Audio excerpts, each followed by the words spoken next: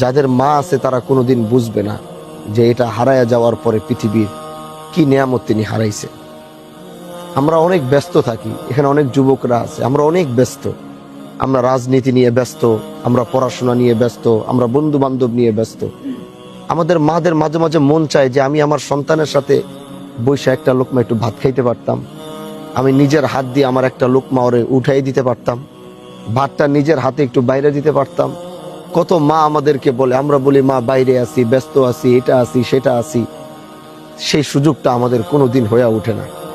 কিন্তু আজকে শাহাদাতের মা তো বিদায় নিছে, আর কোনোদিন ওরা জিজ্ঞাসা করবে না বাবা তুমি ঠিক মতো খাইছো কিনা। আমি যখন রাতের বেলা সফর করে ফিরি, আমার ফিরতে ফিরতে মাঝে মাঝে 2টা, 2:30, 3টা বাজে। আমি কখনো আমার মাকে বলি না যে আমি রাত্রে রওনা দিছি, সে জানেই না আমি কখন আসতেছি।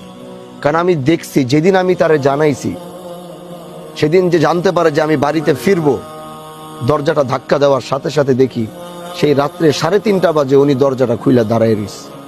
ঘরের ভিতরে ঢুকে দেখি জায়নামাজ বিছানো।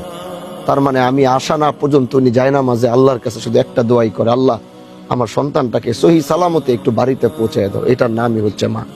এজন্য ভাই, জানাজায় লম্বা কথা বলার বিষয় না, মৃত্যু আমাদের সুনিশ্চিত, চলে যেতেই হবে, এটাই বাস্তবতা। কিন্তু আল্লাহ জানা আজকে তার মাকে নিয়ে গেছে, আমি দোয়া করি এই সন্তানকে আল্লাহ সবরে জামিল দান করুক, এবং আমাদের যাদের বাবা মা বেঁচে আছে আল্লাহ তাদেরকে সুস্থতা ও নেক হায়াত দান করুক। আল্লাহ আমাদের মৃত্যুর প্রস্তুতি নিয়ে সব সময় থাকার তৌফিক দেখ।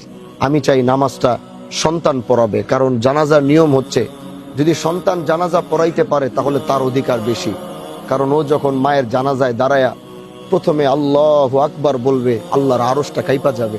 কারণ ওর বুকের ভিতরে যে ব্যথাটা নিয়ে ও মারে বিদায় দিবে, এটা আমি জানাজা পড়ালে এটা আমার হবে না। এজন্য ও যখন আল্লাহু আকবারের 4টা তাকবীর দিবে, 4 তাকবীরে আসমান হিলা যাবে, ওর ভিতরের কষ্ট, ওর ভিতরের দুঃখ। এজন্য ওই জানাজাটা পড়াও। আমি উপস্থিত হইতে পারছি, জানাজায় উপস্থিত, এটাই আলহামদুলিল্লাহ। আল্লাহ আমাদের সবাইকে মৃত্যুর প্রস্তুতি নিয়ে যাওয়ার তৌফিক দান করুন।